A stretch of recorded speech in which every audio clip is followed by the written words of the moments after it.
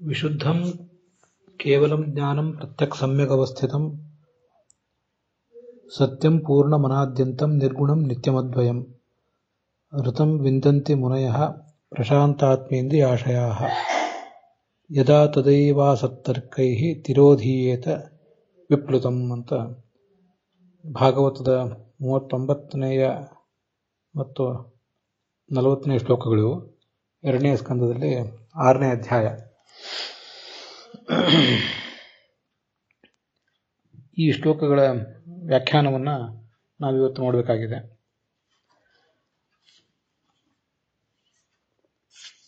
ಈ ಹಿಂದಿನ ಶ್ಲೋಕದಲ್ಲಿ ಭಗವಂತ ತನ್ನ ಮರೆಯಾದ ರೂಪವನ್ನು ತಿಳಿಸ್ತಾನೆ, ಪ್ರತಿಪಾದನೆ ಮಾಡ್ತಾನೆ. ಶಾಸ್ತ್ರದಲ್ಲಿ ವ್ಯಾಸಾದಿ ರೂಪಗಳಿಂದ ಅಂತ ಇತ್ಯಾದಿ ವಿಷಯ ಬಂದಿದೆ.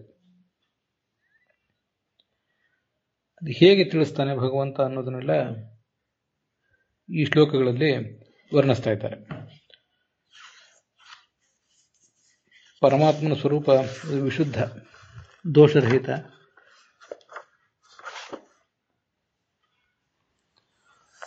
ಅದರಂಥದ್ದು ಮತ್ಯಾವುದೂ ಇಲ್ಲ. ಜ್ಞಾನರೂಪವಾದ್ದು, ಸರ್ವಾಂತರ್ಗತವಾದ್ದು, ಅಪವಿತ್ರವಾದಂಥ ಯಾವುದೇ ವಸ್ತುವಿನ ಸಂಪರ್ಕ ಆದರೂ ತಾನು ಅಪಾವಿತ್ರ್ಯ ಒಳಗಾಗದವನು. ಮತ್ತೆ ಸದ್ಗುಣ ಪರಿಪೂರ್ಣ, ಗುಣಪರಿಪೂರ್ಣ, ಉತ್ಪತ್ತಿ ನಾಶರಹಿತ, ಗುಣತ್ರಯಗಳ ಬಂಧನ ಇಲ್ಲದವನು, ನಿತ್ಯ, ತನ್ನ ವ್ಯಕ್ತಿತ್ವದೊಳಗೆ ಯಾವುದೇ ರೀತಿಯಾದಂಥ ಭೇದವಿಲ್ಲದವನು. ಇಂಥ ಪರಮಾತ್ಮನನ್ನ ಮುನಿಗಳು ಕಾಣುವ ಪ್ರಯತ್ನ ಮಾಡ್ತಾರೆ. ಅವರ ದೇಹ, ಇಂದ್ರಿಯ, ಮನಸ್ಸು, ವ್ಯಕ್ತಿತ್ವದಲ್ಲಿ ಯಾವುದೇ ದೋಷ ಇಲ್ಲ.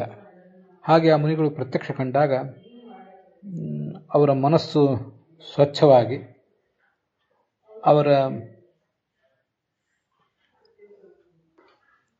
ಅಂತಃಕರಣ ಅಂತ ಅನ್ನೋದು ಇನ್ನು ಮುಂದೆ ಯಾವುದೇ ರೀತಿಯಾದ ಮುಂದಿನ ಬಂಧನಕ್ಕೂ ಕೂಡ ಕಾರಣ ಆಗೋದಿಲ್ಲ. ಬೀಜವೊಂದನ್ನು ನಾವು ಬಿತ್ತಿದಾಗ ಅದು ಮೊಳಕೆ ಹೊಡಿತದೆ.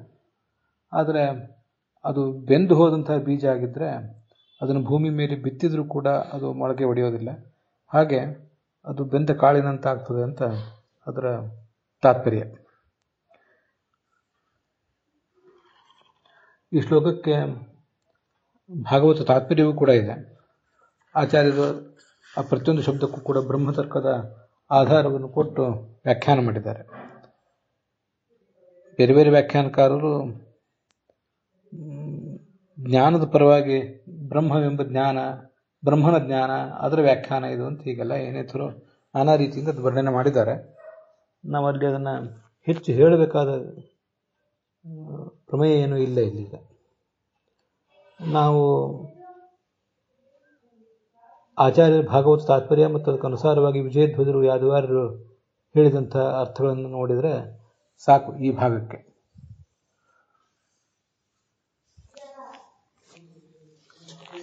ಅದ್ವೈತದ ಪರವಾಗಿ ಇಲ್ಲಿನ ಕೆಲವು ಮಾತುಗಳಿಗೆ ಅರ್ಥ ಮಾಡಲಿಕ್ಕೆ ಸಾಧ್ಯ ಇದೆ, ಹಾಗೆ ಮಾಡುವ ಸಾಧ್ಯತೆ ಇದೆ.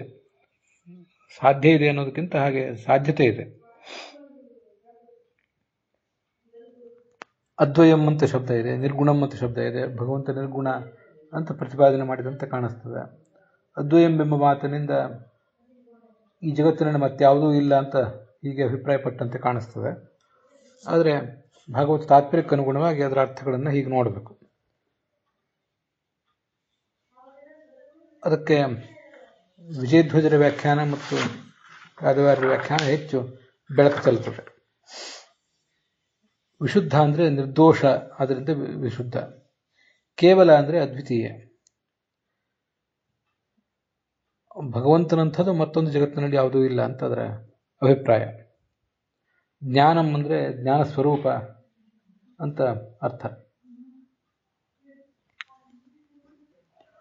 ಪ್ರತ್ಯಕ್ ಅಂದರೆ ಎಲ್ಲರ ಒಳಗೆ ಇರುವಂಥದ್ದು ಮತ್ತು ಪ್ರತಿಯೊಬ್ಬರಿಗೂ ಕೂಡ ಇದು ಅಭಿಮುಖ. ನಾವು ನಿಂತಿದ್ರೆ ನಮ್ಮೆದುರಿಗೆ ಭಗವಂತ ಇದ್ದಾನೆ. ಯಾವತ್ತೂ ಕೂಡ ಭಗವಂತ ನಮಗೆ ಅಭಿಮುಖನಾಗಿದ್ದೇ ಇರ್ತಾನೆ, ನಮ್ಮ ಒಳಗೂ ಇದ್ದಾನೆ. ಹೊರಗಿನ ವಸ್ತುಗಳಲ್ಲೂ ನಮಗೆ ಅಭಿಮುಖನಾಗಿದ್ದಾನೆ, ಒಳಗೂ ಇದ್ದಾನೆ. ಸರ್ವೇಷಾಂ ಅಂತಹ ಅಭಿಮುಖತ್ವೇನ ಸ್ಥಿತಂ ಅಂತ ವಿಜಯಧ್ವಜರು ಅದಕ್ಕೆ ಅರ್ಥ ಬರೆದಿದ್ದಾರೆ. ಯಾದವಾರ್ಯರ ದೃಷ್ಟಿಯಿಂದ ಪ್ರತ್ಯಕ್ ಅಂದರೆ ಸರ್ವಾಂತಸ್ಥಂ, ಒಳಗಿರುವಂಥದ್ದು ಅಂತ ಇಷ್ಟೇ ಅರ್ಥ. ಆಯ್ತು, ತಾನು ಸ್ವತಃ ಶುದ್ಧವಾಗಿರ್ಬೋದು, ಬೇರೆ ಯಾವುದಾದ್ರು ವಸ್ತುವಿನ ಸಂಪರ್ಕದಿಂದ ಅದಕ್ಕೆ ಅಶುದ್ಧಿ ಬರ್ತದ ಅಂದರೆ ಹಾಗೂ ಕೂಡ ಬರೋದಿಲ್ಲ. ಸಮ್ಯಕ್ ಅವಸ್ಥಿತಂ, ಯಾವತ್ತೂ ಕೂಡ ಅದು ಸ್ವಚ್ಛವಾಗಿಯೇ ಇರ್ತದೆ, ದೂಷ್ಯವಾದಂಥ ಅಂಶವೇ ಇಲ್ಲ. ಬೇರೆ ಯಾವ ಹೊರಗಿನ ವಸ್ತುವು ಕೂಡ ಅದನ್ನು ದೂಷಣೆಗೊಳಪಡಿಸುವುದು ಸಾಧ್ಯ ಇಲ್ಲ ಅಂತ ಅಭಿಪ್ರಾಯ. ಸತ್ಯ ಅಂದರೆ ದುಃಖರಹಿತವಾದ ಆನಂದದ ಸ್ವರೂಪ ಅದು. ಪೂರ್ಣ ಅಂದರೆ ದೇಶತಃ ಕಾಲತಃ ಗುಣತಃ ಮಿತಿ ಇಲ್ಲದ ವ್ಯಕ್ತಿತ್ವ. ಅನಾದ್ಯಂತ ಅಂದರೆ ದೋಷರಹಿತ, ಅದಕ್ಕೆ ಆದಿಯೂ ಇಲ್ಲ, ದೋಷರಹಿತವಾದ ಈ ಬ್ರಹ್ಮನಿಗೆ ಆದಿಯೂ ಇಲ್ಲ, ಅಂತ್ಯವೂ ಇಲ್ಲ. ಹೀಗದರ ಅಭಿಪ್ರಾಯ. ನಿರ್ಗುಣ ಅಂದರೆ ಪ್ರಸಿದ್ಧವಾದ ಅರ್ಥ ಸತ್ವಾದಿ ಗುಣವಿಲ್ಲದ್ದು ಅಂತ ಅದರ ತಾತ್ಪರ್ಯ. ನಿತ್ಯಂ ಪರಿಣಾಮ ಸ್ವಭಾವ ವರ್ಜಿತಂ, ಯಾವುದೇ ರೀತಿಯಾದ ಕಾಲದ ಬದಲಾವಣೆಗೂ ಅದು ಒಳಗಾಗದ್ದು ಅಂತ ತಾತ್ಪರ್ಯ. ಪ್ರಶಾಂತ ಆತ್ಮೇಂದ್ರಿಯ ಮನಃ ಅಂತಿದೆ. ಹಾಗಂದ್ರೆ ಯಾವ ಮುನಿಗಳ ವ್ಯಕ್ತಿತ್ವ ಅನ್ನೋದು, ಅವನ ಮನಸ್ಸು, ಆತ್ಮ, ಶ್ರೋತ್ರ ಇವೆಲ್ಲ ಪ್ರಶಾಂತವಾಗಿವೆಯೋ ಅಂಥ ಮುನಿಗಳು ಈ ಭಗವಂತನನ್ನು ಕಂಡಾಗ, ಮುನಿಗಳು ಅಂದರೆ ಸರ್ವಜ್ಞರಾದಂಥ ಬ್ರಹ್ಮಾದಿಗಳು ಅಂತ ಅರ್ಥ ಬರೀತಾರೆ ವಿಜಯಧ್ವಜ ತೀರ್ಥರು, ಆಗ ಒಳಗಿನ ಆನಂದವನ್ನು ಕಾಣ್ತಾರೆ. ಮತ್ತು ಯಾವುದೇ ರೀತಿಯಾದ ಕುತರ್ಕಕ್ಕೂ ಕೂಡ ಬಲಿಯಾಗುವ ಸಾಧ್ಯತೆ ಇರುವ ಆ ಮನಸ್ಸು ಅಂದರೆ ಬಾಹ್ಯಾಂತಃಕರಣ ಅದು ವಿಲೀನ ಆಗಿಬಿಡ್ತದೆ. ವಿಲೀನ ಆಗುವುದು ಅಂದರೆ ದಗ್ಧ ಬೀಜದಂತೆ ಆಗುವುದು ಅಂತ ಅರ್ಥ ಬರೀತಾರೆ ವಿಜಯಧ್ವಜರು. ಸಂಸಾರಕ್ಕೆ ಬೀಜಭೂತವಾದ್ದು, ಸಂಸಾರಕ್ಕೆ ಕಾರಣವಾದ್ದೇ ಈ ಮನಸ್ಸು. ಮನಸ್ಸಿನಲ್ಲಿ ಎಲ್ಲ ಸಂಸ್ಕಾರಗಳಿರುವುದರಿಂದ ಅವು ನಮ್ಮನ್ನು ಮುಂದಿನ ಜನ್ಮಕ್ಕೆ ತೆಗೆದುಕೊಂಡು ಹೋಗ್ತಿರ್ತವೆ. ಮನಸ್ಸು ಸುಟ್ಟ ಬೀಜದಂತಾಗಿಬಿಟ್ರೆ ಅದು ಮತ್ತೆ ಮೊಳಕೆ ಒಡೆಯುವುದೇ ಇಲ್ಲ ಅಂತ ತಾತ್ಪರ್ಯ. ಅಸತ್ತರ್ಕ ಅಂದ್ರೆ ಏನು? ತತ್ವಜ್ಞಾನಕ್ಕೆ ವಿರೋಧಿಯಾದ ಎಲ್ಲ ತರ್ಕಗಳು ಕೂಡ ಅಸತ್ತರ್ಕಗಳೇ. ಭಗವಂತನನ್ನ ಒಂದು ವೇಳೆ ಸಗುಣ ಅಂತ ಹೇಳುವುದಾದರೆ ಅವನನ್ನು ದೋಷವುಳ್ಳವನು ಅಂತ ಹೇಳಬೇಕಾಗ್ತದೆ. ಜಗತ್ತಿನಲ್ಲಿ ಗುಣ ಇದ್ದವರು, ಕೆಲವು ಗುಣ ಇದ್ದವರು, ಕೆಲವು ದೋಷವುಳ್ಳವರು ಆಗಿದ್ದಾರೆ. ಯಾರು ಕರ್ತೃಗಳಾಗಿದ್ದಾರೆ, ಭಗವಂತನನ್ನು ಕರ್ತೃ, ಜಗತ್ತಿಗೆ ಕರ್ತೃ ಅಂತ ಹೇಳ್ತಿರಲ್ಲ, ಭಗವಂತ ಜಗತ್ತಿಗೆ ಕರ್ತೃ ಆದರೆ ಅವನು ಶಾಂತನೂ ಆಗಬೇಕು, ದಣಿವುಳ್ಳವನೂ ಆಗಬೇಕಾಗ್ತದೆ. ಜಗತ್ತಿನಲ್ಲಿ ಯಾವುದೇ ಕೆಲಸವನ್ನು ಯಾರೇ ಮಾಡಿದರೂ ಕೆಲವು ಕಾಲದ ನಂತರ ದಣಿವು ಹೊಂದುತ್ತಾರೆ. ಹಾಗೆ ಭಗವಂತನು ಕೂಡ ದಣಿವು ಹೊಂದಬೇಕಾಗ್ತದೆ. ಅದು ಕಂಡಿದೆ ಅಂತ ಹೀಗೆಲ್ಲ ನಾನಾ ಥರದ ತರ್ಕಗಳು ನಮಗೆ ವಿವಿಧ ಮೂಲಗಳಿಂದ ಕೇಳಿ ಬರ್ತಿರ್ತವೆ. ಶುದ್ಧವಾದ ತತ್ವಜ್ಞಾನಕ್ಕೆ ಅವು ತಡೆಯೊಡ್ತವೆ. ಆದರೆ ಭಗವಂತನನ್ನು ಸರಿಯಾಗಿ ತಿಳಿದರೆ ಈ ತರ್ಕಗಳೆಲ್ಲವೂ ಕೂಡ ಹೊರಟು ಹೋಗ್ತವೆ. ಭಗವಂತನನ್ನು ತಿಳಿತಾ ಹೋದಂತೆ ದುಷ್ಟ ತರ್ಕಗಳ ಪ್ರಭಾವ ಕಡಿಮೆ ಆಗ್ತದೆ. ಅದರಲ್ಲಿ ಎರಡು ಥರದ ಸಹಕಾರ ಇದೆ. ದುಷ್ಟ ತರ್ಕಗಳು ಮರೆಯಾದಂತೆ ಭಗವಂತನ ತತ್ವಜ್ಞಾನ ಹೆಚ್ಚು ಬರುವುದು ಸಾಧ್ಯ.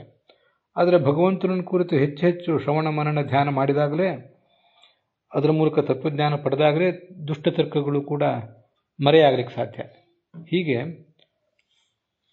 ಒಂದು ದುಷ್ಟ ತರ್ಕಗಳ ನಾಶ ಮತ್ತು ಜ್ಞಾನ ಎರಡು ಕೂಡ ಇವರು ಮೆಟ್ಟಿಲುಗಳಂತೆ. ದುಷ್ಟ ತರ್ಕಗಳ ಮರೆಯಾಗುವಿಕೆ, ಅವುಗಳ ನಾಶ ಮತ್ತು ಜ್ಞಾನ. ಆ ಜ್ಞಾನದಿಂದ ಮತ್ತಷ್ಟು ದುಷ್ಟ ತರ್ಕಗಳೆಲ್ಲವೂ ಬೇರು ಸಮೇತ ನಾಶ ಆಗ್ತವೆ. ಕ್ರಮೇಣ ಆ ದುಷ್ಟ ತರ್ಕಗಳ ಎಲ್ಲ ಬೇರುಗಳು ಕೂಡ ಸಡಿಲಾಗ್ತವೆ. ಆವಾಗ ಮತ್ತಷ್ಟು ಜ್ಞಾನ, ಮತ್ತಷ್ಟು ಬೇರುಗಳು ಸಡಿಲಾಗ್ತವೆ. ಕೊನೆಗೆ ಒಂದು ದಿವಸ ದುಷ್ಟ ತರ್ಕ ಎಂಬ ಹೆಮ್ಮರ ಕುಸಿದು ಬೀಳುತ್ತದೆ. ಇದು ವಿಜಯಧ್ವಜ ಹೇಳುವಂಥ ಒಂದು ಅರ್ಥ.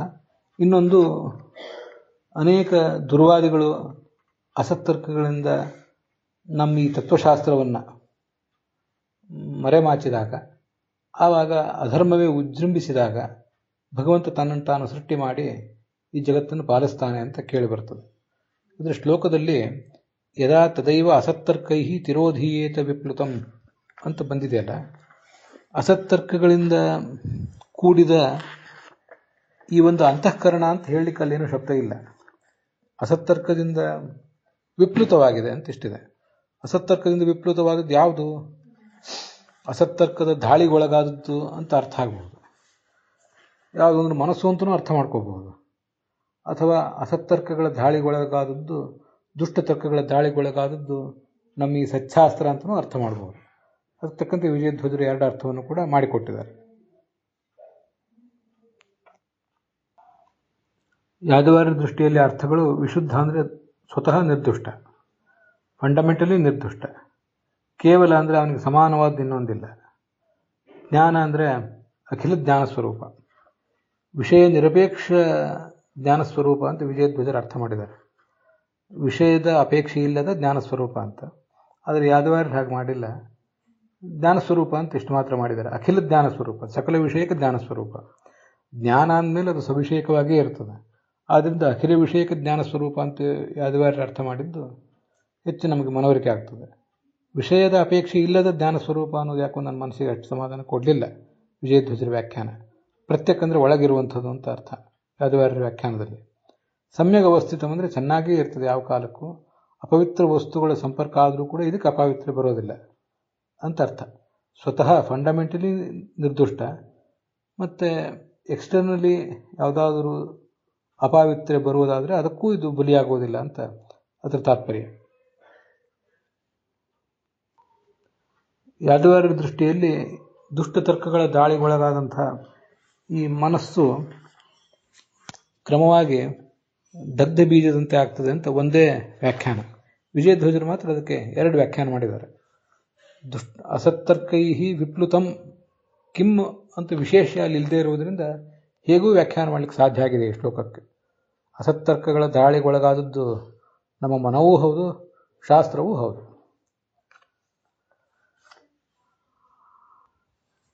ಈಗ ಭಾಗವತ ತಾತ್ಪರ್ಯದ ಶ್ಲೋಕಗಳನ್ನು ನೋಡೋಣ. ಋತಂ ತದಾತ್ಮನ ಜ್ಞಪ್ತೇ ಅಂತ ಈಗ ಮಾತಿದೆ. ಈ ಋತ ಅಂದರೆ ತದಾತ್ಮನ ಜ್ಞಪ್ತೇ, ಹಿಂದೆ ಹೇಗಿತ್ತೋ ಹಾಗೆ ಈಗೂ ಕೂಡ ಇರುವಂಥದ್ದು ಅಂತ ಅದರ ತಾತ್ಪರ್ಯ. ತದಾತ್ಮ ಅಂದರೆ ಹಿಂದೆ ಇರುವಂಥ ರೂಪ ಅಂತ. ಇದು ಎಲ್ಲರೂ ಮಾಡಿರುವಂಥ ವ್ಯಾಖ್ಯಾನ. ಆದರೆ ಇದಕ್ಕೆ ಈ ಹಿಂದಿನ ವ್ಯಾಖ್ಯಾನಗಳು ಅನಂತ ತೀರ್ಥರು ಮತ್ತು ಯಾದವೇಂದ್ರರು ಮಾಡಿದ ಕೆಲವು ವ್ಯಾಖ್ಯಾನಗಳಿವೆ. ತದಾತ್ಮ ಅಂದರೆ ಅದೇ ರೂಪದಿಂದ ಹಿಂದೆ ಹೇಗೆ ತಿಳಿಯಲ್ಪಟ್ಟಿತ್ತೋ ಹಾಗೆ ತಿಳಿಯಲ್ಪಡ್ತದೆ, ಅದರಲ್ಲಿ ವ್ಯತ್ಯಾಸ ಇಲ್ಲ ಅಂತ ಅದರ ತಾತ್ಪರ್ಯ. ಇದು ಎಲ್ಲರೂ ಮಾಡಿದ ಅರ್ಥ ಅನಂತ ತೀರ್ಥರು ಹಾಗೆ ಮಾಡಿದ್ದಾರೆ. ತೇನೈವ ಗತೇನ ಆತ್ಮನ ರೂಪೇಣ, ಹಿಂದೆ ಹೇಗೆ ತಿಳಿಯಲ್ಪಟ್ಟಿತ್ತೋ ಹಾಗೇ ಇದೆ, ಏನು ವ್ಯತ್ಯಾಸ ಇಲ್ಲ ಪರಬ್ರಹ್ಮನ ಸ್ವರೂಪದಲ್ಲಿ ಅಂತ. ಆದರೆ ಯಾದವೇಂದ್ರರು ಮತ್ತೊಂದು ಅರ್ಥ ಮಾಡಿದ್ದಾರೆ. ಆತ್ಮನ ಸ್ವತಯೇವ ಸ್ವವಿಷಯಕತೆಯ ಯಾವತ್ ಜ್ಞಾಪ್ತೇ ತತ್ ಬ್ರಹ್ಮ. ತದಾತ್ಮನ ಋತಂ ತದಾತ್ಮನ ಜ್ಞಪ್ತೇ ಅನ್ನುವಲ್ಲಿ ತದಾತ್ಮನ ಅಂತ ಅನ್ನೋದು ಸಮಸ್ತ ಪದ ಅನಂತ ತೀರ್ಥರ ವ್ಯಾಖ್ಯಾನದಲ್ಲಿ, ಉಳಿದೆಲ್ಲ ವ್ಯಾಖ್ಯಾನಗಳಲ್ಲೂ ಕೂಡ ಋತಂ ತತ್ ಆತ್ಮನ ಜ್ಞಪ್ತೇ ಅಂತ ತತ್ ಅನ್ನೋದು ವ್ಯಸ್ತ ಪದ ಯಾದವೇಂದ್ರರ ಅಭಿಪ್ರಾಯದಲ್ಲಿ. ಆತ್ಮನಾಜ್ಞಪ್ತೇ, ತನ್ನನ್ನು ತಾನೇ ಅವನು ತಿಳ್ಕೊತಾನೆ ಹೊರತು ಬೇರೆ ಯಾರು ಆತನನ್ನು ತಿಳಿಯೋದು ಸಾಧ್ಯ ಇಲ್ಲ. ಅದರಿಂದ ಆತನ ಋತ ಅಂತಾರೆ ಅಂತ ಅವರ ಅಭಿಪ್ರಾಯ. ಕನ್ನಡದ ಅನುವಾದದಲ್ಲಿ ಕಾಣುವುದು ಹಿಂದಿನಂತೆಯೇ ಮುಂದೆಯೂ ಗೋಚರ ಆಗುವುದು ಅಂತ ಇಷ್ಟೇ ಅರ್ಥ. ಸತ್ಯಂ ಅಂದರೆ ಸಾಧುತ್ವತಃ ಪರಂ ಅಂತ. ಸದ್ಗುಣ ಪರಿಪೂರ್ಣ ಆದ್ದರಿಂದ ಅದನ್ನು ಪರಂ ಸತ್ಯಂ, ಶ್ರೇಷ್ಠ ಸತ್ಯ ಅಂತ ಹೀಗೆ ಹೇಳ್ತಾರೆ. ಸಮ್ಯಕ್ ಸಂಸ್ಥಂ ಅದೂಷ್ಯತ್ವಾತ್, ಯಾವುದೇ ಹೊರಗಿನ ಕಾರಣದ, ಹೊರಗಿನ ಮೂಲದ, ಹೊರಗಿನ ಸೋರ್ಸಿನ ದಾಳಿಗೊಳಗಾಗದೆ ಅದು ಶುದ್ಧವಾಗಿಯೇ ಇರ್ತದೆ. ಯಾರೂ ಅದನ್ನು ಅಪವಿತ್ರ ಮಾಡುವುದೇ ಸಾಧ್ಯ ಇಲ್ಲ. ಪವಿತ್ರಾಣಾಂ ಪವಿತ್ರಮ್ಯ ಅಂತ ವಿಷ್ಣು ಸಹಸ್ರನಾಮದಲ್ಲಿ ಹೇಳುವುದು ಅದನ್ನೇ. ಅದರಿಂದ ಆತ ಸಮ್ಯಕ್ ಸಂಸ್ಥ, ಚೆನ್ನಾಗಿ ಇದ್ದಾನೆ ಅಂತ ಅರ್ಥ. ಶುದ್ಧಂ ದೋಷೋಜ್ಜಿತತ್ವತಃ, ಶುದ್ಧ ಅಂದರೆ ದೋಷರಹಿತ ಅಂತ ಅರ್ಥ. ಕೇವಲಂ ತಾದೃಶಾಭಾವಾತ್. ತಾದೃಶ ಅಂದರೆ ಭಗವಂತನಂತ ಮತ್ತೊಂದು ಯಾವುದೂ ಇಲ್ಲ, ಅದರಿಂದ ಆತ ಕೇವಲ. ಪ್ರತ್ಯಕ್ ಅಂತಹ ಅವಸ್ಥಿತೆ. ಪ್ರತ್ಯಕ್ ಅಂದರೆ ಒಳಗಿರುವಂಥವನು. ಅಂತಹ ಒಳಗೆ ಇರುವುದರಿಂದ ಅವನನ್ನು ಪ್ರತ್ಯಕ್ ಅಂತ ಹೇಳ್ತಾರೆ ಶಾಸ್ತ್ರದಲ್ಲಿ. ಏತಾದೃಶಂ ತತ್ವಂ ಯಹ ವೇದ, ಇಂಥ ಈ ತತ್ವವನ್ನು ಯಾರು ತಿಳಿತಾನ, ಸಹ ವಿಮುಚ್ಯತೆ, ಅವನು ಮುಕ್ತಿ ಒಳಗಾಗ್ತಾನೆ, ಮುಕ್ತಿಯನ್ನು ಪಡಿತಾನೆ ಅಂತ ಅದರ ಅಭಿಪ್ರಾಯ. ಇವತ್ತು ನಾವಿರುವಂತಹ ಕಲಿಕಾಲದ ಪ್ರಭಾವದಿಂದ ಮತ್ತು ನಮ್ಮ ಪ್ರಾರಬ್ಧ ಕರ್ಮಗಳಿಂದ ರಜೋಸ್ತಮೋ ಗುಣಗಳು ನಮ್ಮನ್ನು ತಮ್ಮ ಇಚ್ಛೆಗೆ ತಕ್ಕಂತೆ ಕುಣಿಸ್ತಾ ಇರುವಂತಹ ಈ ಪ್ರಸಂಗದಲ್ಲಿ ಭಗವಂತನನ್ನು ನಾವು ಇಲ್ಲಿ ಬಂದಿರುವಂತಹ ಕೆಲವು ಶಬ್ದಗಳಿಂದ ಸ್ತುತಿಸಬೇಕು. ವಿಶುದ್ಧ ಅಂತ, ಶುದ್ಧವಾದ ಸ್ವರೂಪವುಳ್ಳವನು ಅಂತ. ಚತುರ್ಥಿ ವಿಭಕ್ತಿಯಂತವಾಗಿ ಇದನ್ನೆಲ್ಲ ವಿಶುದ್ಧಾಯ ನಮಃ, ಋತಾಯ ನಮಃ, ಸತ್ಯಾಯ ನಮಃ ಅಂತ ಹೀಗೆಲ್ಲ ಆತನನ್ನು ಸ್ತೋತ್ರ ಮಾಡಬೇಕು. ಮಂತ್ರಗಳೇ ಇವೆಲ್ಲ. ಹಾಗೆ ನೋಡಿದರೆ ಭಗವಂತನನ್ನು ನಾವು ಯಾವ್ಯಾವ ರೀತಿ ಸ್ತುತಿಸ್ತೀವೋ ತಮ್ಮ ಯಥಾ ಉಪಾಸತೆ ತದೇವ ಭವತಿ. ನಮಗೂ ಕೂಡ ಅದೇ ರೀತಿಯಾದ ವಿಶುದ್ಧತೆ ಬರಲಿಕ್ಕೆ ಸಾಧ್ಯ. ಸತ್ಯಂ, ಸದ್ಗುಣ ಪರಿಪೂರ್ಣವಾದ ವ್ಯಕ್ತಿತ್ವ ಬರುವುದು ಸಾಧ್ಯ. ನಮ್ಮ ಮಟ್ಟಿನ ಪರಿಪೂರ್ಣತೆ ಬರುವುದು ಸಾಧ್ಯ ಪೂರ್ಣ ಎಂಬ ಮಂತ್ರದ ಉಪಾಸನೆಯಿಂದ. ನಿರ್ಗುಣ ಪ್ರಕೃತಿಯ ಗುಣಗಳನ್ನು ಗೆದ್ದು ಮೂಲ ರೂಪದಲ್ಲಿ ಉಳಿಯುವಂತಹ ಮುಕ್ತಿ ಸಿಗುವುದು ಸಾಧ್ಯ. ಋತ ಅಂತ ಬಹಳ ಮುಖ್ಯವಾದ ಶಬ್ದ ಅಂತ ನನಗೆ ಕಾಣಿಸ್ತು. ಋತಂ ತದಾತ್ಮನಾದ್ಯಪ್ತೇ, ಹಿಂದೆ ಹೇಗೆ ತಿಳಿಯಲ್ಪಟ್ಟಿತ್ತೋ ಹಾಗೆ ಈಗೂ ತಿಳಿಯಲ್ಪಡುವುದು ಅಂತ. ತದಾತ್ಮನ ಅಂದರೆ ಹಿಂದಿನ ಅನೇಕ ಜನ ಜ್ಞಾನಿಗಳು. ಸೃಷ್ಟಿ ಏನು ಈಗ ಹೊಸದಲ್ಲ. ಹಿಂದೆ ಅನೇಕ ಜನ ಜ್ಞಾನಿಗಳು ಸೃಷ್ಟಿಯಲ್ಲಿ ಆಗಿ ಹೋಗಿದ್ದಾರೆ. ಅವ್ರು ಹೇಗೆ ಈ ಜಗತ್ತನ್ನು ಭಗವಂತನ ತಿಳಿದಿದ್ರು ಹಾಗೆ ನಾವು ತಿಳಿದ್ರೆ ಸಾಕು. ಭಗವಂತನ ಬಗ್ಗೆ ನಾವೇನು ಹೊಸ ಸಂಶೋಧನೆ ಮಾಡಬೇಕಾದ ಅಗತ್ಯವಿಲ್ಲ. ತದಾತ್ಮನ ಜ್ಞಪ್ತೆ ಬಹಳ ಮಹತ್ವದ್ದು. ಅವ್ರು ಹೇಗೆ ತಿಳಿದಿದ್ರೋ ಆ ದೊಡ್ಡವರ ಮಾರ್ಗದಲ್ಲಿ ಸಾಗಿದ್ರೆ ಸಾಕು. ತದಾತ್ಮನ ಜ್ಞಪ್ತೆ ಅನ್ನೋದಕ್ಕೆ ಈ ಒಂದು ಅರ್ಥವನ್ನು ಕೂಡ ನಾನು ಹೀಗೆ ಮನಸ್ಸಿಗೆ ಬಂದದನ್ನು ತಮ್ಮ ಮುಂದೆ ಹಂಚಿಕೊಂಡಿದ್ದೇನೆ. ತದಾತ್ಮ ಅಂದರೆ ಆ ಜ್ಞಾನಿಗಳಿಗೆ ತಿಳಿದ ರೂಪ. ತತ್ ಅಂದರೆ ಆ ಜ್ಞಾನಿಗಳು, ಅವರಿಗೆ ತಿಳಿದ ರೂಪ ಅಂತ. ಎಲ್ಲ ಉಳಿದ ವ್ಯಾಖ್ಯಾನಕಾರ ಮಾಡಿದ್ದು ತದಾತ್ಮ ಅಂದರೆ ಅದೇ ರೂಪ ಅಂತ. ಅದೇ ರೂಪ ಅನ್ನೋದಕ್ಕಿಂತ ಆ ಜ್ಞಾನಿಗಳಿಗೆ ತಿಳಿದ ವಿಧ. ಅವ್ರು ಹೇಗೆ ಭಗವಂತನನ್ನು ತಿಳಿದ್ರೋ ಹಾಗೆ ನಾವು ಅವರಷ್ಟು ಪೂರ್ಣ ಅಲ್ಲದೆ ಹೋದರೂ ಸ್ವಲ್ಪ ಆದರೂ ತಿಳಿದ್ರೆ ಸಾಕು. ಆಗ ಈ ಕಲಿಕಾಲದ ತಮೋಗುಣದ ರಜೋಗುಣದ ಪ್ರಾರಬ್ಧ ಕರ್ಮಗಳ ಹಿಡಿತಕ್ಕೆ ಸಿಕ್ಕಂತಹ ನಮ್ಮ ಈ ವ್ಯಕ್ತಿತ್ವ ಅದು ಶುದ್ಧವಾಗ್ತದೆ.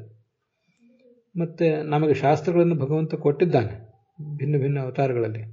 ಅವು ಕೂಡ ಹೀಗೆ ಕಾಲ ವಿಪ್ಲುತ ಆದಾಗ ಶಾಸ್ತ್ರ ಸರಿಯಾಗಿದೆ, ಆದರೆ ನಮ್ಮ ಮನಸ್ಸು ದುಷ್ಟತರ್ಕಗಳ ದಾಳಿಗೊಳಗಾಗಿರುವುದರಿಂದ ಶಾಸ್ತ್ರ ನಮಗೆ ಸರಿಯಾಗಿ ಗ್ರಹಿಕೆಗೆ ಬರದೇ ಹೋದಾಗ ಆತನನ್ನು ಅಂಥ ದುಷ್ಟತರ್ಕಗಳ ದಾಳಿಯಿಂದ ನಮ್ಮನ್ನು ಋತ ಎಂಬ ಶಬ್ದವಾಚ್ಯನಾದ ಭಗವಂತ, ಸತ್ಯ ಎಂಬ ಶಬ್ದದಿಂದ ವಾಚ್ಯನಾದ ಭಗವಂತ ಕಾಪಾಡಬೇಕು. ಋತಂ ಯಥಾರ್ಥ ವಿಜ್ಞಾನಂ ಸತ್ಯಂ ತತ್ಪೂರ್ವಿಕಾಕೃತಿ ಅಂತ. ಋತ ಅಂದರೆ ಯಥಾರ್ಥ ಜ್ಞಾನ ಅಂತ ಅರ್ಥ.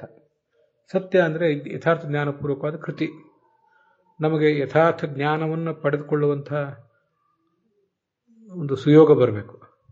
ಹಾಗೆ ಯಥಾರ್ಥ ಜ್ಞಾನಪೂರ್ವಕವಾದಂಥ ಕೃತಿಯನ್ನು ನಮ್ಮ ಜ್ಞಾನ ನಮ್ಮ ಕೃತಿ ಎರಡೂ ಏಕರೂಪದಲ್ಲಿರಬೇಕು. ಅಂಥ ಒಂದು ಯೋಗವು ಕೂಡ ನಮಗೆ ಬರಬೇಕು. ಹೀಗೆ ನಮ್ಮ ಬಾಳಿನಲ್ಲಿ ಯಥಾರ್ಥ ಜ್ಞಾನ ಮತ್ತು ಯಥಾರ್ಥ ಜ್ಞಾನಪೂರ್ವಕವಾದಂಥ ಆಚಾರಗಳು. ಯಥಾರ್ಥ ಜ್ಞಾನ ಅನ್ನುವುದು ವಿಚಾರ, ಯಥಾರ್ಥ ಜ್ಞಾನಪೂರ್ವಕವಾದ ಕೃತಿ ಏನಿದೆ ಅದು ಆಚಾರ. ಹೀಗೆ ವಿಚಾರ ಮತ್ತು ಆಚಾರಗಳೆರಡೂ ಕೂಡ ನಮ್ಮ ಬಾಳಿನಲ್ಲಿ ಶುದ್ಧವಾಗಿ ನಮಗೆ ಬಂದೊದಗಿ ನಮ್ಮನ್ನು ನಾವು ಮುನ್ನಡೆಸಬೇಕು. ಅದಕ್ಕಾಗಿ ಭಗವಂತನನ್ನು ಋತಾಯ ನಮಃ ಸತ್ಯಾಯ ನಮಃ ಅಂತ ಹೀಗೆ ನಿರಂತರವಾಗಿ ಉಪಾಸಿಸಬೇಕು. ಇದಕ್ಕೆ ಹಿಂದಿನ ಜ್ಞಾನಿಗಳ ಜೀವನವೇ ಸಾಕ್ಷಿ. ಅವರು ತಮ್ಮ ಅಂತಃಕರಣದ ದೋಷಗಳನ್ನೆಲ್ಲ ಪರಿಹಾರ ಮಾಡಿಕೊಂಡೇ ಮುಂದೆ ಹೋಗಿದ್ದಾರೆ. ಅವರಿಗೆಂದೂ ಯಾವ ದೋಷವೂ ಇರಲಿಲ್ಲ ಅಂತೇನಿಲ್ಲ, ಅನೇಕ ದೋಷಗಳಿದ್ದವು. ಅದನ್ನೆಲ್ಲ ಪರಿಹರಿಸಿಕೊಂಡೇ ಅವರು ಸಾಧನೆಯ ಮೆಟ್ಟಲನ್ನು ಏರಿದ್ದಾರೆ. ನಮಗೂ ಅದು ಏರುವುದು ಸಾಧ್ಯವಿದೆ. ಹಾಗೆ ಅನೇಕ ವ್ಯಾಖ್ಯಾನಕಾರರು ಇದಕ್ಕೆ ಅರ್ಥ ಬರೀತಾರೆ. ಶ್ರೀಧರರು ಕೂಡ ಹಾಗೆ ಅರ್ಥ ಬರೆದಿದ್ದಾರೆ. ಅತ್ರ ವಿದ್ವದನುಭವಂ ಪ್ರಮಾಣಯತಿ. ಭಗವಂತನನ್ನು ನಾವು ಸರಿಯಾಗಿ ತಿಳಿದರೆ ಆತನನ್ನು ಪಡೆಯಬಹುದು ಅನ್ನೋದಕ್ಕೆ ವಿದ್ವಾಂಸರ ಜ್ಞಾನಿಗಳ ಅನುಭವವೇ ಪ್ರಮಾಣ ಅಂತ ಅರ್ಥ ಬರೆದಿದ್ದಾರೆ. ಅದನ್ನು ಇವತ್ತು ನಾವು ಈ 39 ಮತ್ತು 40ನೇ ಶ್ಲೋಕ ನೋಡಿ ಮುಗಿಸಿದ್ದೇವೆ. ಇವತ್ತು ಈ ಭಾದ್ರಪದ ಕೃಷ್ಣ ದಶಮಿ ದಿವಸ ನಾವು ಮಾಡಿದಂಥ ಈ ಪಕ್ಷ ಶ್ರಾದ್ದ ಏನು ಮಾಡಿದ್ದೇವೆ, ತಂದೆ ತಾಯಿ ಗುರುಗಳು ಇತ್ಯಾದಿಗಳನ್ನು ನಾವು ಸ್ಮರಿಸಿಕೊಂಡು ಹಾಗೆ ಮಾಡಿದಂಥ ಈ ಕಾರ್ಯದಿಂದ ನಮ್ಮ ತಂದೆ ತಾಯಂದಿರು, ಉಳಿದ ಬಂಧುಗಳು ಅವರೆಲ್ಲರಿಗೂ ಕೂಡ ಸದ್ಗತಿಯನ್ನು ಭಗವಂತ ಕರುಣಿಸಬೇಕು. ನಮಗೂ ಕೂಡ ಶುದ್ಧವಾದ ವಿಚಾರ, ಶುದ್ಧವಾದ ಆಚಾರಗಳನ್ನು ಆತ ಭಗವಂತ ಜೀವನದಲ್ಲಿ ಕಲಿಸಬೇಕು, ಆ ಮೂಲಕ ನಮ್ಮನ್ನು ಮುನ್ನಡೆಸಬೇಕು ಅಂತ ಪ್ರಾರ್ಥನೆ ಮಾಡೋಣ.